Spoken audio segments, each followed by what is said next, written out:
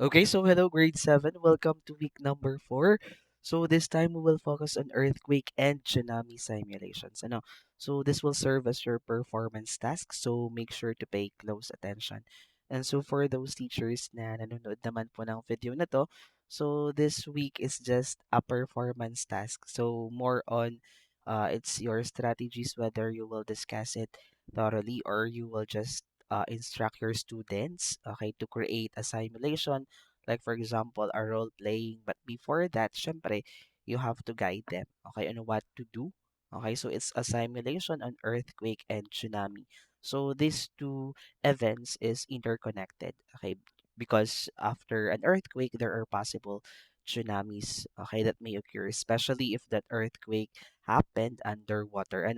Okay, so before we begin, I will first show you one example, of course, or as long as times goes by or as we discuss this topic, magpapakita din ako ng sample ng intensity scales. Like for example, the Mercalli scales. Okay, so kasi nga, doon sa week number 3, hindi natin masyadong na highlight yung intensity scales. And after that, syempre, we will proceed on the highlight of this week, okay, the simulation part. And of course, I am Sir Wawi, your ever curious science buddy. So don't forget to like, share, and subscribe, syempre, para lagi kayong updated sa mga videos natin. Alright, let's get started. So for the learning competency, okay, so week number 4 na tayo, malapit na tayong matapos, and of course, I'm so excited for that. So the first one, refer to the local disaster readiness plans to demonstrate what to do during and after an earthquake. Okay, syempre, okay, what are the things that I have to do? Okay, that plans before, during, and after an earthquake. And then describe procedures that the authorities have in place to alert communities of pending tsunamis to know and what procedures can be implemented should a tsunami impact a community. Okay, so that's the learning competency for this week. And for the learning objectives, you have to identify the key components of the local disaster readiness plan related to earthquakes. Okay, and then demonstrate the correct technique for drop, cover, and hold on during simulated earthquake drills. So mga anak, you have to really master this skills, yung drop, cover, and holds. Kasi pag nag-earthquake drill, yung mga napapansin ko, medyo hindi tama yung ating pag-simulate ng drop, cover, and hold. Hindi ata na-gets kung ano ba pag sinabing drop. So, pag nag-drop tayo, have to make sure nakaload na tayo, nakadapa or nakatungo na. And then cover, you have to make sure meron tayong na kuhang matigas na bagay to cover the most important part of our body, which is your head. And then hold. Okay, kung halimbawa armchair yung available na pwede nating pagsilungan or the table, you have to hold it. Kasi during that time, nag-aalog-alog. So, possible baka maalis yung pinagtataguan niya. So, you have to make sure you hold on to that. Okay, kaya nga yung last part is hold. And then number 3, increase confidence in their ability to respond effectively during and after an earthquake by following the local disaster readiness plan. So dito naman, okay, after an earthquake, may mga plan or may mga procedures tayong dapat sundin, especially those procedures sent by local authorities like the NDRRMC, and then yung ating local government unit or LGU, and then describe the communication channels through which authorities disseminate tsunami warnings. Okay, so next, demonstrate the ability to follow evacuation procedures in response to a tsunami warning. So, dito din, dapat dito sa evacuation procedures, dapat nasusunod natin ng ayos. Okay, pero dito lang naman simulation. But make sure that you are doing it seriously. Hindi yung naglalaro lamang. And the number 6, the last one, appreciate the importance of preparedness for tsunamis. So, what are the importance of this? Okay, why are we doing this kind of things? Bakit kailangan pang ituro So, actually, this topic is very long. From week number 1 to week number 4, as you imagine, ang haba. 4 weeks tayong nakafocus sa earthquake because we are anticipating one of the most destructive event that will happen anytime. Okay, which is the big one. Ano yun yung ating inaabangan. Though Lipa City or Batangas City is not totally in that fault line, hindi tayo kasali sa fault line or hindi tayo madadaanan, but the impact, okay, the impact of that will certainly affect, okay, those communities, okay, near the fault. Syempre, maaapektuhan pa din tayo. Ano? And for that, syempre, we have to also prepare. Okay, next. So we're done on that. So before we begin, syempre, let's have a short review. So our review is about Pass the Cabbage. So ito naman ay napakalumang activity na it's like a century na naabutan ko pa itong activity. But this time, we will use the cabbage. Pero mga mama, sir, if you don't have this one, kung wala tayong cabbage, you can use any material, okay, as what do you call this, pamalit, okay, dito sa cabbage na to. So for the instructions, the teacher activity requires some upbeat music to be played. Okay, they have a music daw. And then when the music starts, the cabbage will be passed. Okay, put in ball pen. Okay, or any materials. Or the materials will be passed from one student to another. And then after that, when the music stops, syempre, the teacher is the one who manipulate or control the music. And then the student holding the cabbage or the last student to hold the cabbage, kumbaga last touch, will peel one layer of it. Okay, syempre. Okay. One layer of it, of the cabbage. May hidden pala doon na question. Pero pwede natin itong palit nga, yung sa ballpen na lang. And then the question will be revealed via PowerPoint presentation. So it's your strategy. Okay, and then, so for the statement, it refers to a series of ocean waves. Okay, actually, this is just a review kasi na-discuss na natin ito sa week number 3. Okay, so a series of ocean waves that send surges of water, sometimes reaching heights of over 100 feet, okay, or 30.5 meters into the land. So a series daw of big waves. Ano yung series of big waves? Siyempre, brought by an earthquake. Okay, so it's correct. So it's a tsunami. Ano? So tsunami. Okay, it's a Japanese term. Ano? Okay, so tsunami. Next. The motion of this type of wave has particles that forms a horizontal line that is perpendicular to the propagation direction. The energy of love waves radiates into direction rather than tree. So what's this?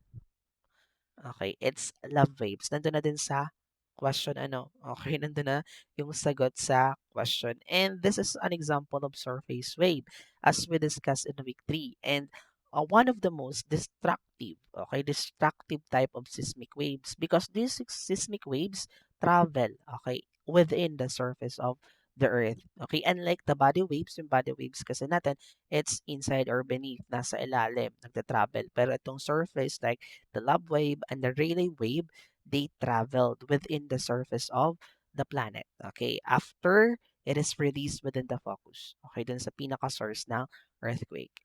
And then for the next one, this type of waves are compressional waves. Compressional. And then there is compression and then expansion.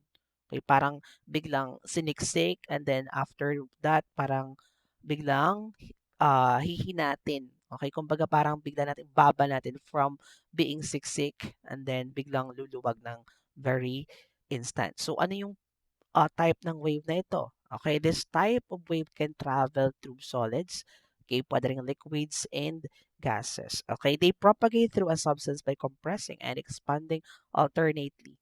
Okay, so nakakaano na to, medyo delikado. But in this type of wave, it's like what I've said, it's an example of body waves. Okay, that travels beneath the Earth's surface. Okay, so ano kaya ito? Correct, it's a P wave. And remember, P wave or the primary in other references, it is also known as the pressure wave. Okay, it is the fastest. Okay, the fastest type of seismic wave. Okay, next, the motion of this type of wave is a mix of longitudinal compressional and dilatation. As a result, the particles travel elliptically in the vertical plane. Elliptically, nandun yung word or yung ating clue. Correct, Rayleigh wave. Para itong circular, elliptically, parang yung lupa na pinagulong-gulong, yung wave, ganun yung wave na ito. The Rayleigh wave. And there is an example of surface wave then, which travel within the surface of the planet. Lastly, we have, okay, they are also known as the shear waves. Shear waves, nandun ha.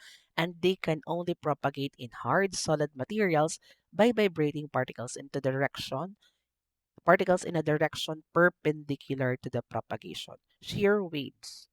Okay, yung kasamahan niya kanina is yung compressional and expansion. Okay. It's an example of body waves. Ano kaya ito mga anak? Correct. It's S wave, ano? Or the secondary wave.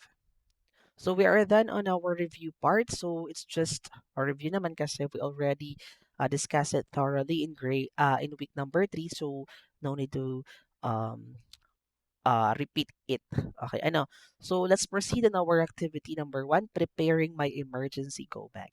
Sabi ko nga sa inyo, this week is just a simulation, preparedness, or what to do before, during, and after an earthquake and tsunami. Ano? So learners will understand the importance of a go bag and identify essential items to include in an emergency backpack. Actually, yung go bag po natin mga anak, it's not only applicable in earthquake and tsunami.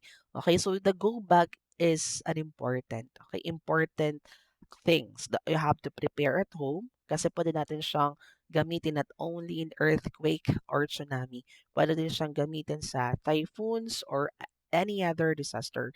Kasi pag sinabi natin go bag, it's just a bag containing essential things, okay, yung mga important things na nasa bahay, okay, na pwede mo siyang dalhin instantly, okay, na kung nandiyan agad yung emergency, kung pinapa-evacuate na kayo, pwede mo siyang dalhin in an instant, okay?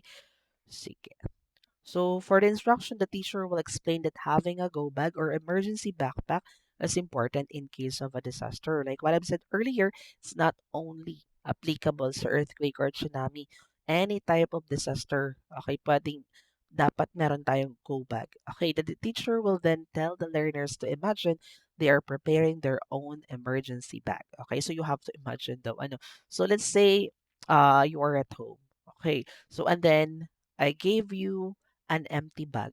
Binigyan ko kayo ng empty bag. What are the things that you should put, okay, in the bag? Ano yung mga dapat nating ilagay doon?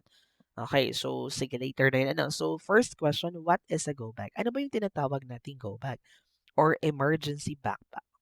So pag sinabi natin go bag is a backpack or bag filled with important items, nandun yung mga mahalagang items you may need during an emergency or disaster. And of course, it helps you live quickly and stay safe if you need to evacuate. So more importantly, ano nga ba yung laman dapat ng go bag? Actually, um, na-discuss ko na din it's sa grade 8 in our third quarter when we discuss typhoons. Okay, so ano ba yung go bag? Ano bang laman?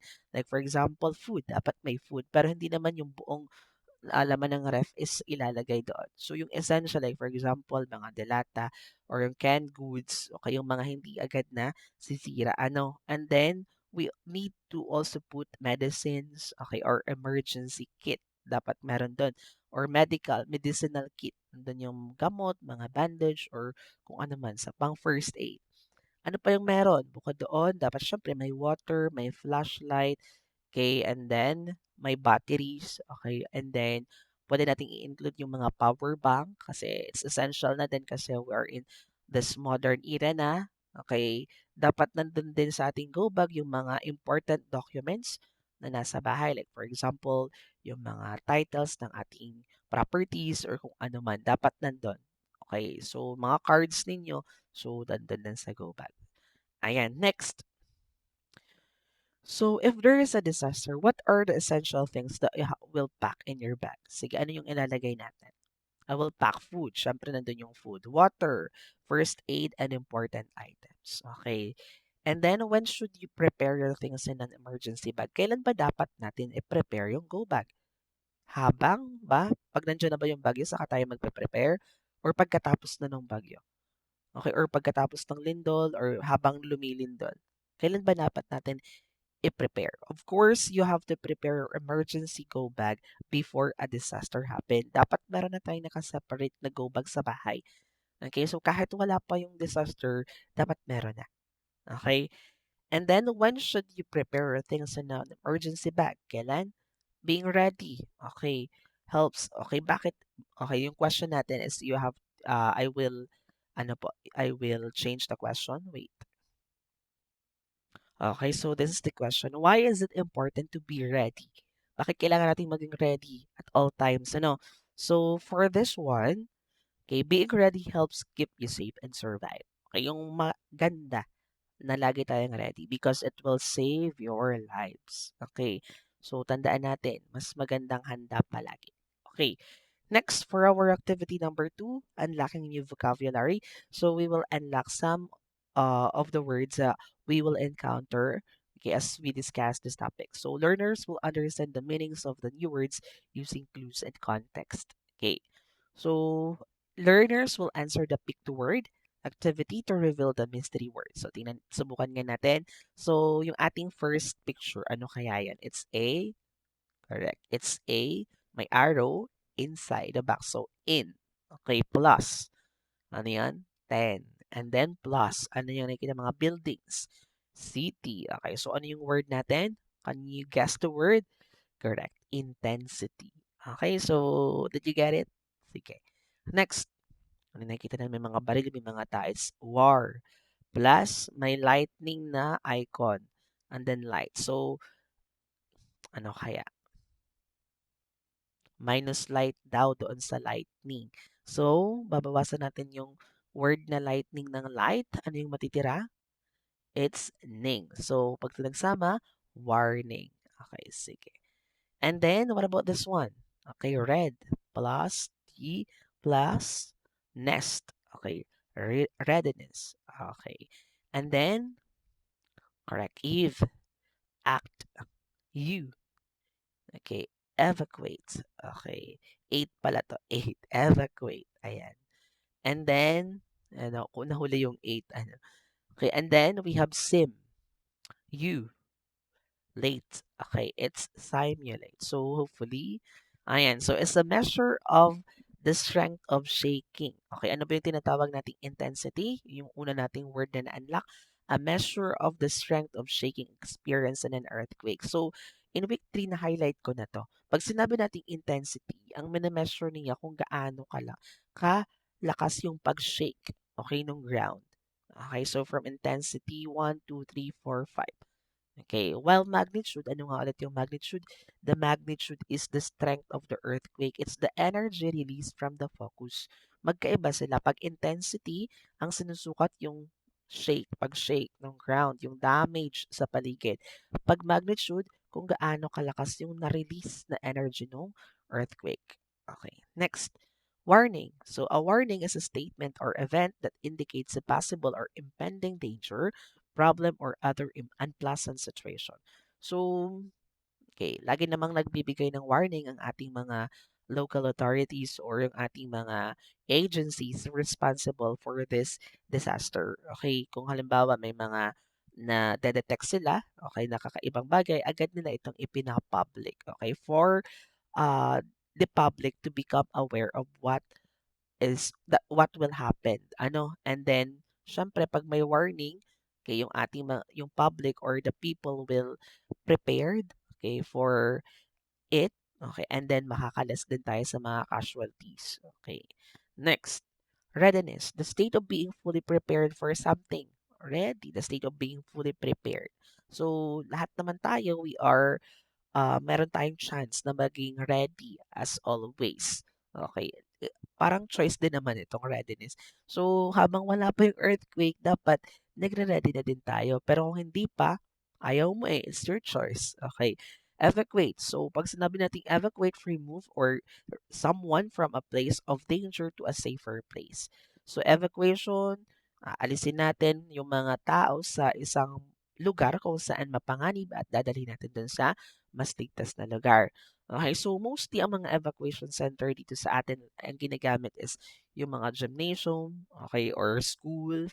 Yan, mostly yan yung ating mga evacuation center. But a reminder for those people naman na gumagamit ng evacuation center, you need to be responsible. Ano, kailangan pag-iiwan natin, wala tayong mga nanakawin, kukunin dun sa lugar, and then iiwan din natin ng malinis. Okay.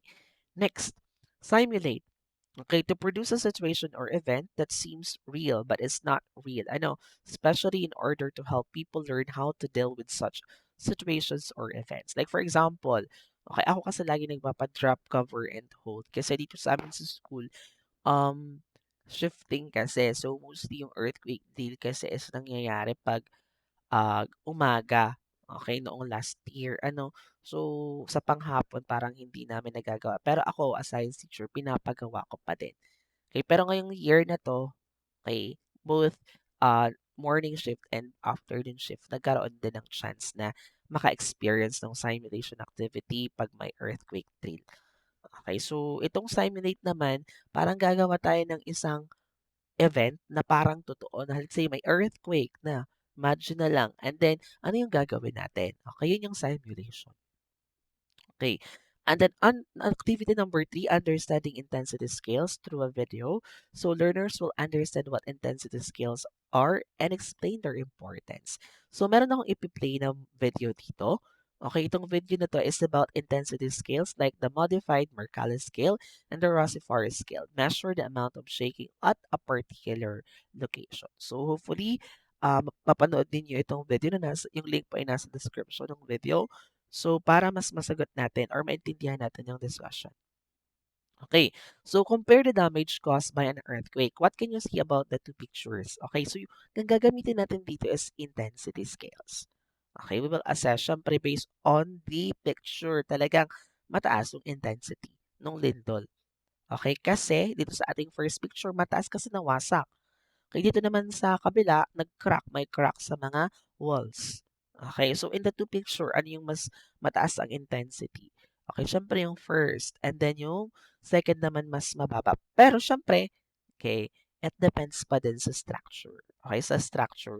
So, may mga structure kasi na kahit mahina yung intensity, yung pag-shake ng ground, is nawawasak agad, especially if that structure or buildings ay sobrang luma na, ano, or substandard. Next, what is the importance of using intensity scales? So, bakit tayo gumagamit ng intensity scales like the modified Mercalli or the Russell-Farrell scale? Ano, bakit kaya? So, intensity skills help to measure and understand how strong an event or disaster is. Okay, pwede nating magamit ito kung gaano kalakas yung isang lindol. Okay, even by just observing the surroundings, we can easily predict how strong the earthquake is. So for our activity number 4, shake and rate. So it's up to you mga mamatsur kung ipapagawa niyo pa itong activity. Nilagay ko lang to kasi nandun sa ating lesson exemplar. So it's up to you. It's your choice. Ano? So for this one, skip ko muna to. Okay. Ayan, may scoring rubric naman tayo dito. So, sige. Next, exploring the Mercalli intensity scale.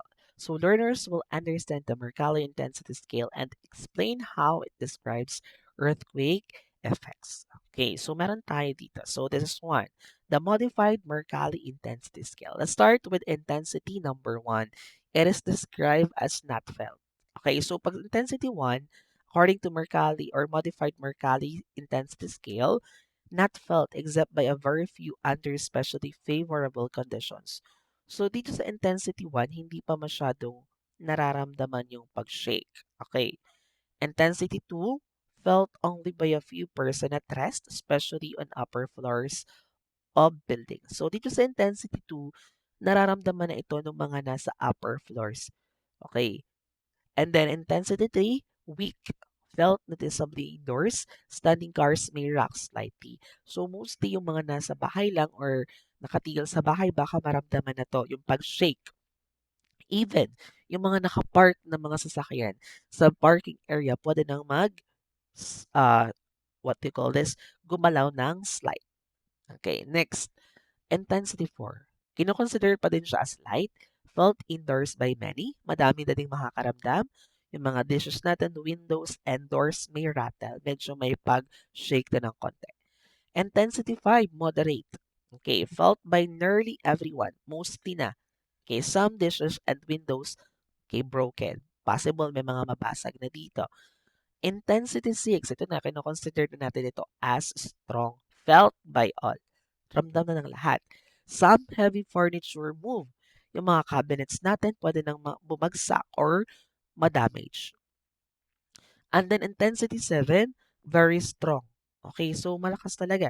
Kasi damage negligible in well-built structures, noticeable damage in ordinary buildings. So doon sa mga ordinary buildings or mga substandard talaga, talagang noticeable or kitang-kita yung damage ng intensity 7.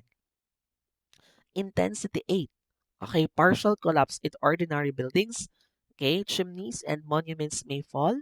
Okay, talagang severe na to. And then intensity 9, violent, considerable damage in well-designed structures, buildings shifted of foundations. Matutumba na even yung mga haligi, mawawasak na even yung mga, let's say, what do you call this, well-designed or earthquake-resistant na mga building, possible ma-damage na din. And then intensity number 10, ito yung pinakamalakas, extreme. Many structures destroyed, railways or yung mga railway daanan ng mga tren, magbe-bend, ground badly cracked, even yung mga kalsada, wasak. Okay, next. Sige nga, let's have a short assessment if you really listen, okay, in our discussion. So choose the best answer for each question based on how strong the earthquake feels and how much damage it causes according to the modified Mercalli intensity scale. So for number one, which Mercalli level means an earthquake is not felt except by very few people? Correct. It's letter B. Intensity number one. At which intensity do standing cars rock slightly and people in theirs clearly feel shaking? Correct. Intensity number three. When most people feel shaking and some windows or dishes break, which level is it? Okay, letter B pa din, intensity number 5. And then for number 4, which Mercalli level describes slight damage and heavy furniture moving? Okay, it's letter A. I will drink water. Next, at what intensity does partial collapse of ordinary buildings begin? Yung partial collapse. Okay, intensity number 8. Okay. Next, so for our activity number 6, identifying earthquake hazards. Okay, so learners will determine whether a photo shows an earthquake hazards or not. Okay, hazard ba siya or hindi? Okay, so determine if the photo shows a hazard of an earthquake or not. May fault line. Hazard or not? Okay, it's a hazard, yes. Kasi ground rupture. At yung ground na yan is an example or what do you call this? A symbol for a fault line. Next, liquefaction. Okay. So yes, okay, it's a hazard pa din ano, kasi siya yung liquefaction. So ano ba yung liquefaction na tinatawag? Sobrang paus na ako dito sa part na to. Okay, so ano ba yung tinatawag nating liquefaction? Okay, so pag sinabi nating liquefaction, yun yung phenomena where soil or ground becomes soft. Soft talaga. Okay, and behaves like a liquid during strong earthquake. So pag ganito, very dangerous. Okay, kasi nga when yung ground shakes or nag-shake yung ground, okay, yung ating lupa, okay, paano mangyari doon? Magiging weak, okay? And then possible maka-damage ng mga existing structures sa taas. Okay, so it's a hazard.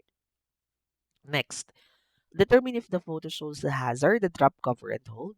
Siyempre hindi, no. Kasi ito, this protects you from any objects that may hurt you. So, tiga sabi drop. Okay.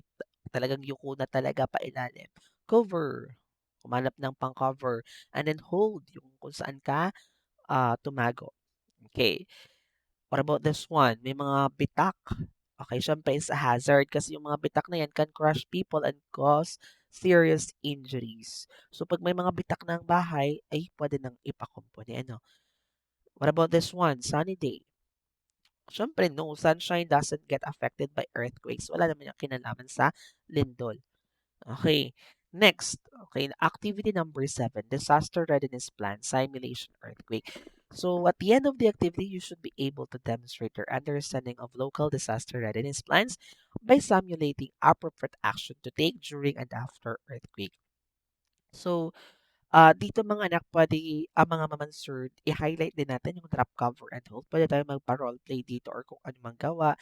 Pwede ring poster, okay, kung ano man. Okay, pwede ring, ano pa ba ngayong tinatawag natin? Yung ating ano nga, yung ating bookmark, puwede ring bookmark. Yung kadalasan ginagawa natin yung para brochure, yun yung na nasa bibig ko, yung brochure na puwede nating ipagawa sa Canva. So, doon puwede nating, i-instruct ang bata, okay the step by step, okay the readiness plan 'pag gagawin natin sila. Okay siyempre guided dapat natin ano. So, sige hindi ko na yun babasahin. So, ito yung ating rubric or scoring guide. So, gumawa ako dito ng earthquake simulation if you don't want to, if you don't want your students to perform role play or mga brochure pa gawin, okay, pwede niyong i-discuss agad ito. Okay, ito yung earthquake simulation for grade 7 na ginawa ko. Nasa ating drive din, dun sa mga nag-avail ng option 2, pwede nating itong i-present sa kanila. Okay, it's up to you kung ano yung gagawin natin. Ano? Basta dito i-highlight natin yung drop, cover, and hold. Okay, drop, cover, and hold. Okay, clear na ba tayo? Sige, and then the next one, okay, this is the rubric. Okay. After this, syempre, yung after simulation, tanungin natin kung ano nakutunan nila doon. And then number 8, activity 8, tsunami alert and response simulation. Same din yon. Kung it's up to you kung papagawin niyo sila ng mga slogan, brochure, or kung ano man ano. So, pwede rin ito sundin natin. So, gumawa din ako, ito yung ating rubric for scoring guide. Gumawa din ako ng tsunami alert and response simulation. Nandoon din po sa ating drive kasama ito. So, it's up to you kung susundin nyo ito or kung ano pang pagagawa natin sa bata. Ano?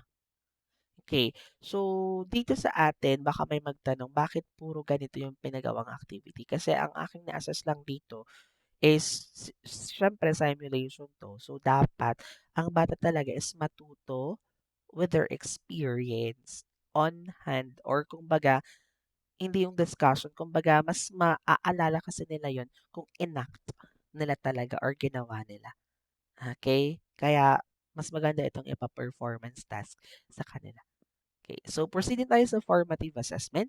Which of the following statements best describes the purpose of intensity scales in assessing earthquake effects? Correct. It's letter C. Intensity scales evaluate the effects of an earthquake on people, structures, and environment. How does the modified Mercalli scale differ from the Richter scale? Correct. It's letter C. The modified Mercalli scale measures earthquake effects, while the Richter scale measures the ground shaking. Okay. Okay, balikan na natin. Letter A, the modified Mercalli scale measures earthquake. Yung ating key to correction kasi sinusunod ko lang yung nasa LE natin. Well, the Richter scale measure earthquake intensity. Okay, well, B, the modified Mercalli scale measures earthquake depth, while the Richter scale measure earthquake duration. And then, letter D, the modified Mercalli measure earthquake, while the earthquake location. Actually, okay, i-rephrase natin ito. Ano? Okay. Kasi yung ating modified Mercalli scale measure earthquake effects kasama din yung ground shaking. Well, the Richter scale, okay, ating i-correct. Hindi ko naman na-discuss tong Richter scale pero i-highlight lang natin. So, itong Richter scale kasi, ang ating mina-measure dito is the magnitude of an earthquake, not the intensity. Okay, so yung ating modified Mercalli, ang dinidiscuss or minemeasure niya is yung intensity. Pero pwede na rin naman, Richter scale measures ground shaking kasi it is connected naman sa energy, okay, or amount of energy release. Pero ito kasing measure ground shaking, mas applicable siya sa modified Mercalli scale. Pero since ito yung best answer nga, kahit yung A kasi hindi pwede, B and D, ito yung pinakamalapit, so ito yung sagot. At ito rin yung nasa LE. Okay, next. During an earthquake, what is the most appropriate action to take if you are indoors? Okay, it's letter A. Stay inside, syempre, and hid under a sturdy piece of furniture. And then, which of the following items should be included in an earthquake preparedness kit? Syempre, all of the above matches by the candles, a battery-operated radio, and a bottled water or non-perishable food items. Okay. What is the primary goal of a tsunami evacuation procedures? Letter B, to seek high ground or move inland to avoid tsunami waves. Okay, so hopefully you learned something. Okay, dun sa simulation, sana ay instruct tayo, mag-guide tayo ng ating mga teachers. So, thank you so much. And this will end the discussion for earthquake in grade 7.